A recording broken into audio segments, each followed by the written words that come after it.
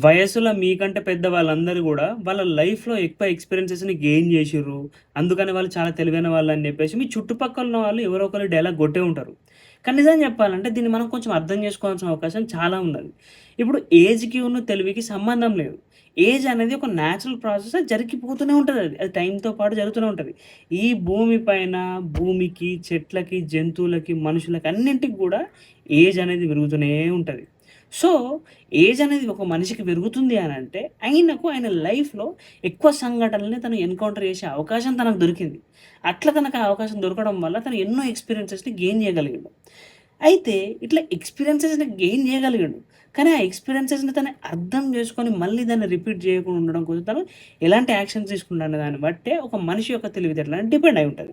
ఇది ఎట్లా అనంటే ఫర్ సపోజ్ ఇద్దరు వ్యక్తులున్నారు. ఇద్దరు వ్యక్తులు కూడా సేమ్ సిట్యుయేషన్‌లో ఉన్నారు. అంటే వాళ్ళ సిట్యుయేషన్ ఎట్లా అంటే వాళ్ళొకటి కోల్పోయారు. అది లవ్ గావచ్చు, లేకపోతే జాబ్ గావచ్చు, లేకపోతే ఎగ్జామ్ గావచ్చు ఏదో ఒకటి వాళ్ళు కోల్పోయారు.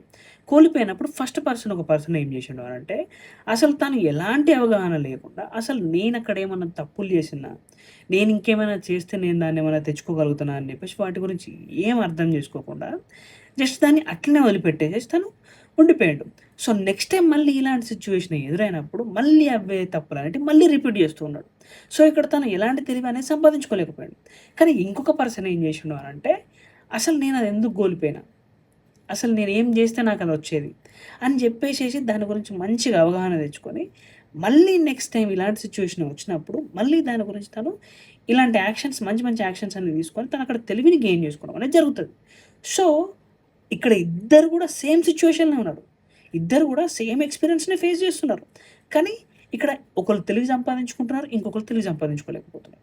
అందుకే ఒక పర్సన్‌కి వయసు ఎక్కువున్నది అని జెప్పేసి తనకన్నీ తెలుసు అని జెప్పేసేసి ఆ అపోహలో ఉండకండి. ఫస్ట్ అర్థం జేసుకోండి మీరు గూడా. మీరు గూడా అబ్జర్వ్ జేయండి వాళ్ళని.